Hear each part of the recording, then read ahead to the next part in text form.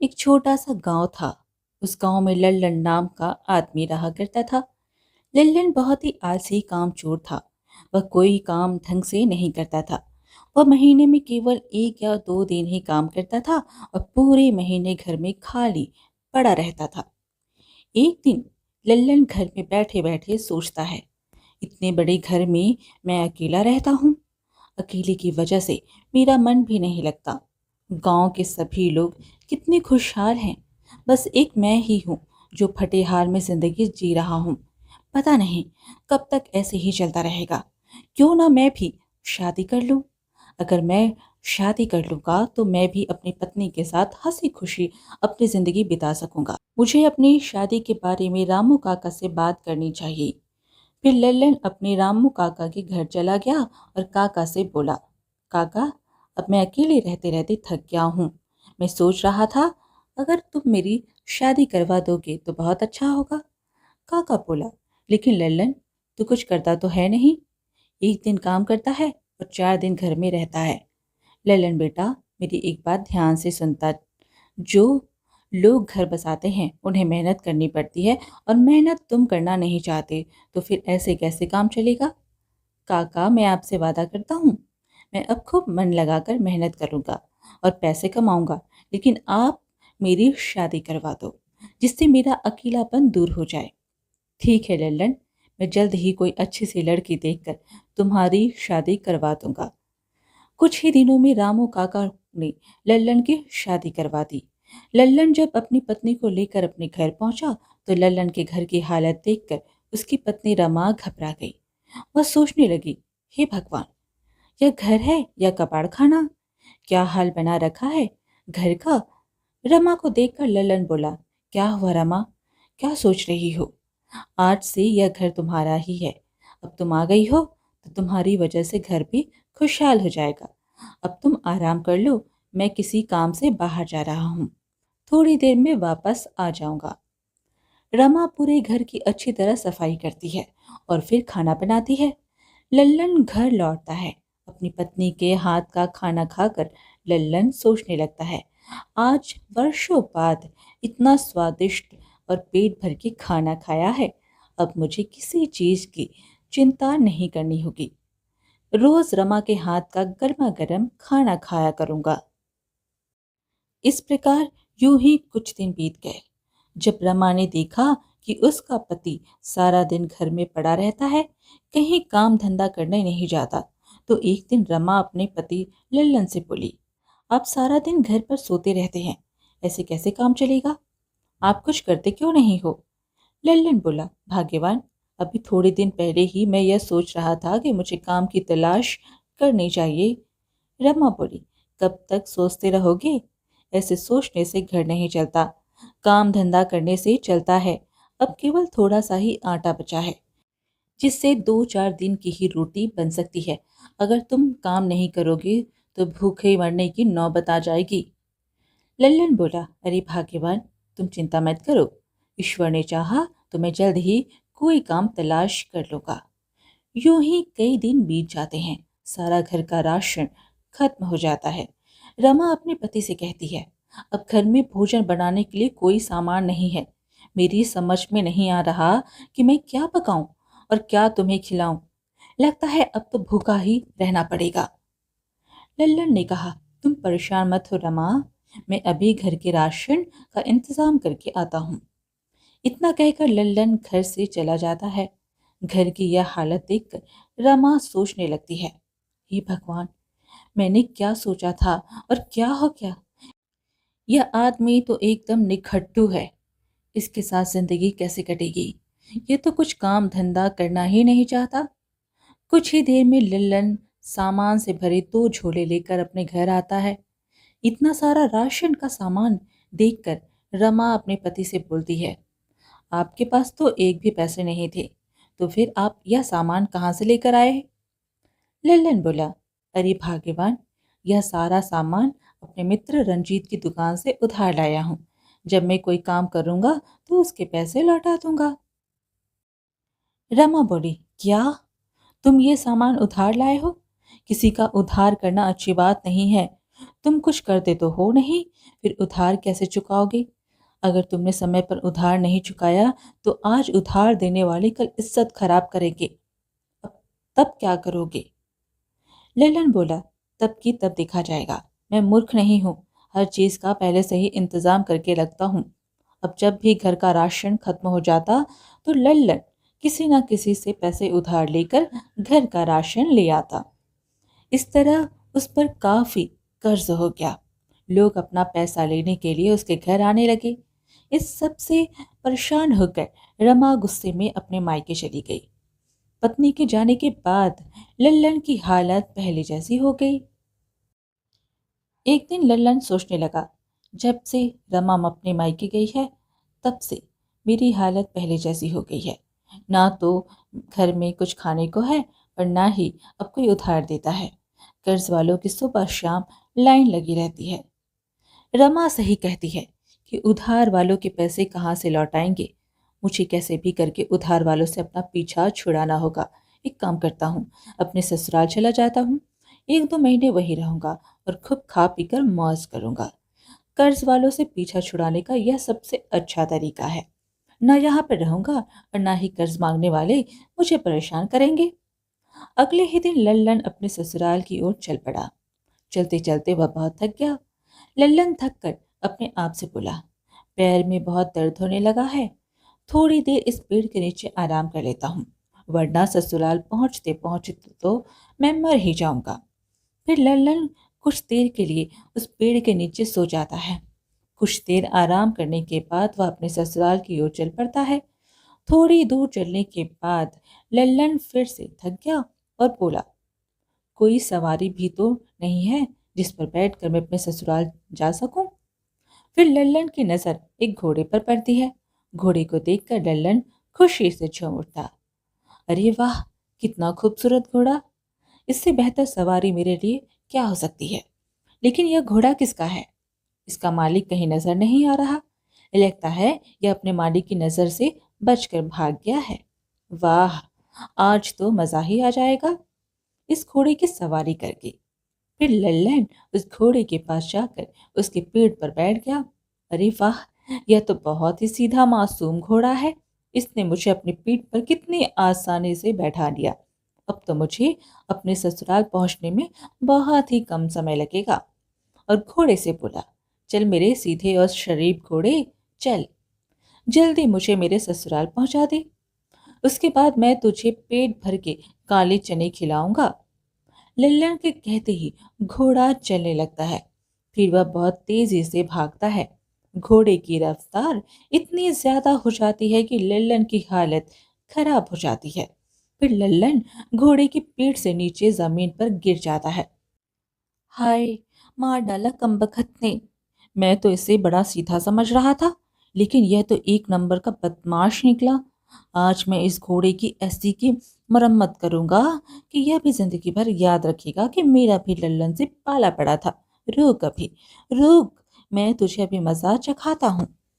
फिर लल्लन ने उस घोड़े को एक पेड़ से बांध दिया। उसके बाद उसे पीटने लगा। एकदम लल्लन के दिमाग में ख्याल आया कि कहीं इस घोड़े का मालिक मुझे घोड़े को पीटता हुआ देख लेगा। अगर इसके मालिक ने मुझे देख लिया तो मेरी खैर नहीं होगी। फिर लल्लन उस घोड़े को पेड़ से बांधकर अपने ससुराल की ओर निकल पड़ता है। कुछ देर में वह अपने ससुराल पहुंच जाता है। लल्लन को उसके ससुराल में देखकर लल्लन के ससुर कहते हैं, अरे दामाद जी, आप! मैं अभी रमा से आपके बारे में ही बात कर रहा था। आपकी उम्र तो बहुत लंबी है। आप बताइए, सब ठीक है ना? लल्लन बोला, हाँ ससुर जी, सब ठीक ठाक है। मुझे आपकी याद आ रही थी, इसलिए आपके दर्शन करने चला आया। पास खड़ी रमा सब समझ रही थी कि लल्लन झूठ बोल रहा है। वो तो मुझे लेने आया है। तभी रमा के पिता ने बोला, अरे रमा, तुम खड़ी खड़ी क्या सोच रही हो? बेटा जाओ, दामाद जी के लिए पानी वानी लेकर आओ। रमा लल्लन के लिए पानी लेने चली जाती है और इधर लल्लन के ससुर जी ने कहा, दामाद जी, मैं किसी काम से बाहर जा रहा हूँ, 1-2 घंटे बाद वापस आ जाऊंगा। इतने में ही रमा लल्लन के लिए पानी ले आती है। फिर रमा लल्लन से कहती है, कैसे हैं जी आप? अरे भाग्यवान, मैं तो मौज में हूँ। तुम बताओ, तुम कैसी हो? जी मैं भी ठीक हूँ। आप दूर से चलकर आए होंगे, थोड़ा आराम कर लो, मैं आपके लिए नाश्ता लेकर आती हूँ। कुछ ही देर में रमा लल्लन के लिए मिठाई ले आती है। मिठाइयों की थाली देखकर लल्लन अपनी पत्नी से कहने लगा, अरे भाग्यवान, तुम ये मिठाई क्यों लाई हो? मिठाई खा खा कर तो मेरा भी जी भर गया है। अब तो मेरा मिठाइयों की तरफ देखने का मन भी नहीं करता। लल्लन की बात सुनकर रमा सोचने लगी, लगता है अब इनका काम धंधा अच्छा चल रहा है, तभी तो ये मिठाइयाँ खाने से मना कर रहे हैं, वरना यह तो बहुत खाते हैं मिठाई। तभी लल्लन बोला, अरे भाग्यवान, क्या सोच रही हो? लाओ, यह मिठाई मुझे दे दो। अब तुम मेरे लिए इतने प्यार से मिठाई लाई हो, इसलिए थोड़ी तो खानी पड़ेगी। जाओ, अब तुम मेरे लिए कुछ खाने का इंतजाम करो, मुझे बहुत तेज भूख लगी है। रमा लल्लन के लिए खाना बनाने चली जाती है।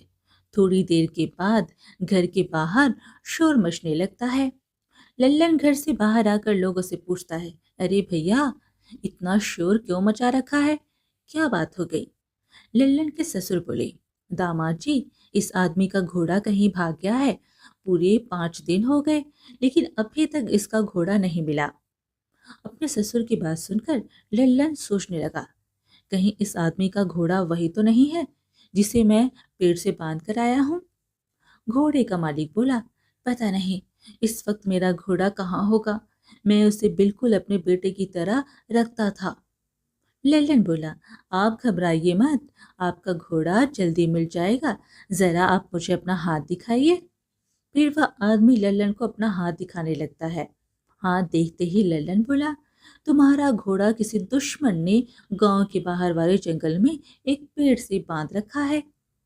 लल्लन के ससुर बोलने लगे, लेकिन दामाद जी, आप इसका हाथ देखकर इतने विश्वास से कैसे बता सकते हो कि घोड़ा बाहर वाले जंगल में पेड़ से बंधा है? लल्लन बोला, वो सब तो आपको मैं बाद में बताऊंगा, पहले आप जल्दी से घोड़े को लेने जाओ, इससे पहले कि उस घोड़े को कोई और खोल कर ले जाए। वह आदमी जल्दी से गांव के बाहर वाले जंगल में पहुंच जाता है। कुछ देर तलाश करने के बाद उस आदमी को घोड़ा एक पेड़ से बंधा हुआ मिल जाता है, जैसे कि लल्लन ने बताया था। उसके बाद वह आदमी अपने घोड़े को लेकर गांव की ओर चल पड़ता है और फिर अपने घोड़े से कहने लगता है, अरे मेरे प्यारे घोड़े, मैंने तुझे कहाँ कहाँ तलाश नहीं किया, हर जगह ढूंढा, लेकिन तू मुझे कहीं नहीं मिला। अगर रमा का पति मुझे नहीं बताता तो शायद तू मुझे कभी मिल ही नहीं पाता। तेरे बगैर तो यार मैं बिल्कुल अकेला पड़ गया था। वो आदमी घोड़े को लेकर घर आ गया और खुशी खुशी गांव वालों से कहने लगा, अरे भाइयों, रमा का पति तो बहुत ही बड़ा अंतर्यामी है। उसने मेरा हाथ देखते मात्र से ही मेरे घोड़े का पता बता दिया। अगर तुम्हारी भी कोई परेशानी हो या कोई चीज खो गई हो तो तुम रमा के पति को अपना हाथ दिखाकर उसके बारे में पता कर सकते हो। यह बात सुनकर सभी गांव वाले लल्लन की प्रशंसा करने लगे। रमा भी अपने पति की प्रशंसा होते देख खुश हो गई। एक दिन रात के समय लल्लन को बेचैनी सी हो रही थी, इसलिए वह घर से बाहर आ गया और फिर वह घूमने लगा। घूमते घूमते वह जंगल पहुंच गया। जंगल में उसका सामना चोरों से हो गया। चोरों को देखकर लल्लन बहुत घबरा गया। चोरों के सरदार ने लल्लन से पूछा, तुम कौन हो और इतनी रात में जंगल में क्या कर रहे हो? लल्लन बहुत ज्यादा डर गया। वह सोचने लगा, अगर मैंने इन्हें सच नहीं बताया तो ये चोर मुझे मार डालेंगे। ऐसा करता हूँ, इनसे झूठ बोल देता हूँ कि मैं भी चोर हूँ। चोर फिर बोला, तुम्हें सुनाई नहीं दिया मैंने क्या कहा? अरे भाई, गुस्सा क्यों हो रहे हो? मैं भी आप लोग की तरह एक चोर हूँ। बस फर्क इतना है कि तुम लोग एक साथ मिलकर चोरी करते हो और मैं अकेला चोरी करता हूँ। आज कहीं भी चोरी नहीं कर पाया, इसलिए थक हार के अपने घर जा रहा हूँ। अच्छा, तो तुम भी हमारी तरह एक चोर ही हो। अब तुम्हें घबराने की कोई ज़रूरत नहीं है। तुम एक काम करो, हमारे साथ चलो। हमारे साथ चोरी करोगे तो खूब मौज करोगे। बेचारा लल्लन मरता क्या ना करता, ना चाहते हुए भी उसे चोरों के साथ जाना पड़ा। फिर चोरों का सरदार लल्लन से बोला, देखो लल्लन, आज से तुम हमारे साथी हो। मेरी एक बात ध्यान से सुनो।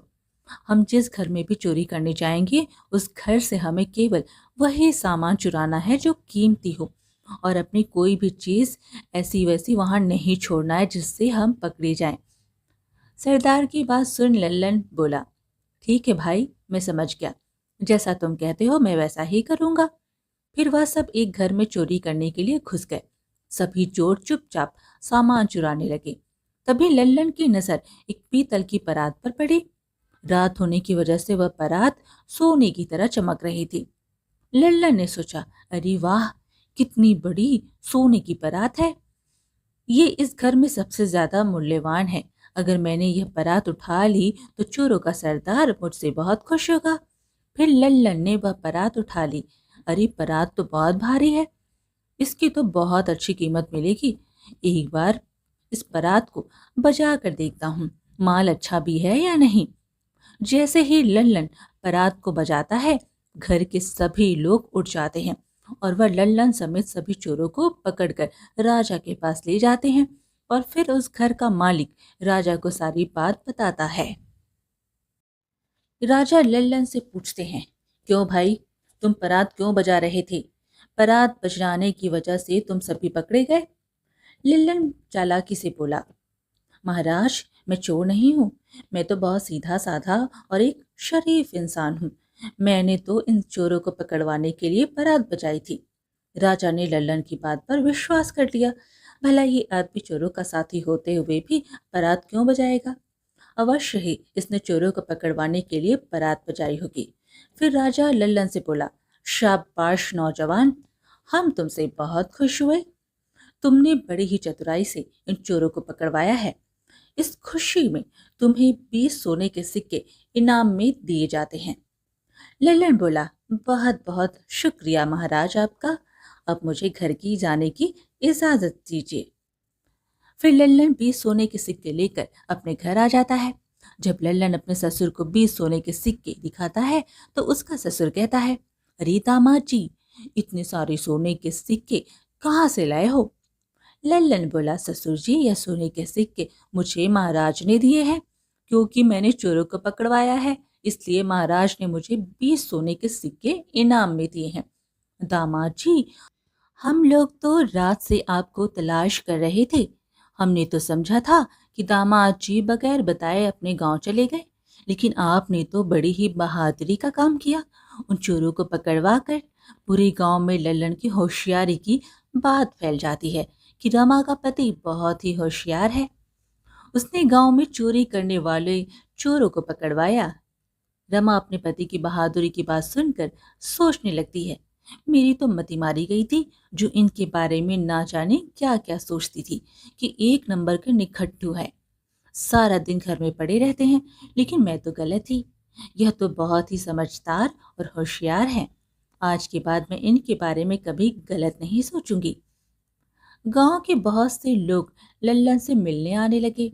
लल्लन भाई, आपने तो कमाल कर दिया, लेकिन हमें भी तो बताओ, आपने चोरों को पकड़ा कैसे? अरे भाई, यह सब तो मेरी ज्योतिषीय विद्या का कमाल है। मुझे तो एक दिन पहले ही पता चल गया था कि गांव में चोरी होने वाली है। फिर मैंने उन चोरों को रंगे हाथ पकड़कर राजा जी के पास ले गया। अब तो पूरे गांव में यह बात और भी ज्यादा फैल गई कि लल्लन एक बड़ा ज्योतिषी है। एक दिन अचानक रानी का हार चोरी हो गया। पूरे नगर में चोर की तलाश की गई, लेकिन चोर का कुछ अता पता नहीं चला। फिर राजा मंत्री से बोले, मंत्री, चोर का कुछ पता चला कि नहीं? मंत्री ने कहा, महाराज, अभी तक उस चोर का पता नहीं चला, लेकिन महाराज, हमारे गांव में एक ऐसा आदमी है जिसे हर चीज का ज्ञान है। वह जरूर हार के बारे में बता सकता है। कौन है वो आदमी जिसके बारे में अभी तक हमें पता नहीं चला? महाराज, आप उसे जानते हो। वह आदमी वही है जिसे आपने चोरों को पकड़वाने की खुशी में 20 सोने के सिक्के इनाम में दिए थे। सैनिकों, जाओ, जितनी जल्दी हो सके उतनी जल्दी लल्लन को हमारे सामने लेकर आओ। फिर 2 सैनिक लल्लन को पकड़कर राजा के पास ले आते हैं। फिर महाराज लल्लन से कहते हैं, सुना है कि तुम बहुत बड़े ज्योतिषी हो। तुम्हें हर चीज का ज्ञान है। लल्लन बोला, थोड़ा बहुत जानता हूँ, ईश्वर की कृपा से। राजा बोले, ज्योतिषी लल्लन, तुम वाकई अलग सोच वाले आदमी हो। जो लोग अक्लमंद होते हैं वो कभी अपनी सलाहियतों की तारीफ नहीं करते। अब तुम मेरी बात जरा ध्यान से सुनना। रानी का हार कोई चुरा कर ले गया है। तुम्हें हर चीज का ज्ञान है। अब तुम हमें बताओ, रानी का हार कौन चुरा कर ले गया है? तुम्हारे पास कल तक का समय है। कल तक रानी का हार मिल जाना चाहिए, वरना तुम्हारी खैर नहीं। राजा की बात सुनकर लल्लन बोला, जो हुकुम महाराज, कल तक रानी का हार जरूर मिल जाएगा। इतना कहकर लल्लन अपने घर चला गया और फिर सोचने लगा, अब क्या होगा? लल्लन, मैं रानी का हार कहाँ से तलाश करूं? अगर मैंने कल तक महाराज को रानी का हार नहीं दिया तो वो मुझे सूली पर लटका देंगे। मुझे यह मेरे झूठे बोलने की सजा है। अब मैं क्या करूं? हे ईश्वर, मेरी मदद कर। लल्लन यह सोच ही रहा था कि उसके पास उसकी पत्नी रमा आ जाती है। वह लल्लन से कहती है, क्या हुआ जी, आप इतने उदास क्यों हो? और आपको महाराज ने क्यों बुलाया था? महाराज को मुझसे कोई ज़रूरी काम था, बस इसी सिलसिले में बुलाया था। अच्छा, तुम जाओ और मुझे कुछ देर आराम करने दो, मैं बहुत थक गया हूँ। फिर लल्लन घर के बाहर चारपाई पर लेट गया। वह पूरी रात सोचता रहा कि कल राजा मुझे मार देगा, इसलिए उसे नींद भी नहीं आ रही थी। तो लल्लन उठकर बैठ गया और खुद से ही बातें करने लगा। आरी निंदिया, सुबह राजा गर्दन काटे तो हारी, इससे पहले राजा तो हारी गर्दन काटे, उससे पहले तू आ जा। लल्लन यह बात खुद से कह रहा था कि नींद, तुम जल्दी आ जाओ, सुबह तो राजा मेरी गर्दन काट ही देगा। लेकिन लल्लन की बात उसके पड़ोस में रहने वाली औरत सुन लेती है। उसका नाम निंदिया था। वह राजमहल में काम करती थी। वही रानी का हार चुरा कर लाई थी। लल्लन के मुंह से यह बात सुनकर वह औरत डर जाती है और अपने आप से कहती है, अरे लगता है लल्लन ज्योतिषी को मेरे बारे में पता चल गया है। अब वह राजा को बता देगा, फिर राजा मुझे और मेरे पति को मार देगा। फिर वह औरत लल्लन के पास पहुंच जाती है और लल्लन से कहती है, अरे मुझे माफ कर दो ज्योतिषी, आप महाराज को मत बताना कि हार मैंने चुराया है, वरना महाराज मुझे मेरे पति को मरवा देंगे। मुझे कैसे भी बचा लो, मैं लालच में आ गई थी। उस औरत की बात सुनकर लल्लन बोला, ठीक है, मैं राजा को तुम्हारे बारे में नहीं बताऊंगा, जाओ वो हार मुझे ला कर दो। फिर निंदिया लल्लन को हार लाकर दे देती है। अगली सुबह हार लेकर लल्लन राजा के पास पहुंच जाता है और फिर वह हार राजा को दे देता है। रानी का हार देखकर महाराज बहुत खुश होते हैं और वह लल्लन से कहते हैं, लल्लन ज्योतिषी, तुम्हारा जवाब नहीं, वाकई हर चीज का ज्ञान है। हम तुमसे बहुत खुश हैं, इसलिए हम तुम्हें 100 सोने के सिक्के देना चाहते हैं। फिर राजा लल्लन को 100 सोने के सिक्के देकर विदा कर देते हैं। अब लल्लन के पास काफी धन इकट्ठा हो गया था। फिर लल्लन अपनी पत्नी को लेकर अपने गांव चला जाता है और अपना सारा कर्ज चुका देता है। उसके बाद लल्लन एक बहुत ही आलीशान घर बनाता है और अपनी पत्नी के साथ खुशी से जीवन बिताता है। दोस्तों, आज की कहानी कैसे लगी हमें ज़रूर बताइएगा और साथ ही ऐसी कहानियाँ सुनने के लिए हमारे चैनल को सब्सक्राइब कर लीजिएगा। धन्यवाद।